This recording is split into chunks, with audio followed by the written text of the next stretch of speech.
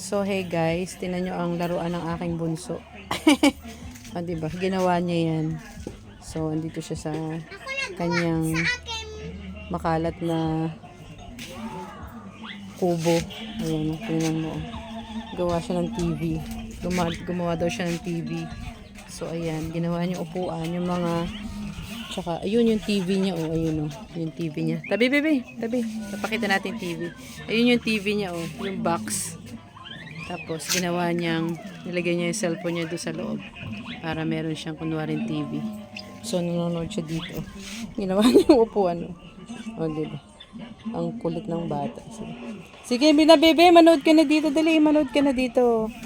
Ayan, uupo na siya sa kanyang upuan. Ayan. Ayan.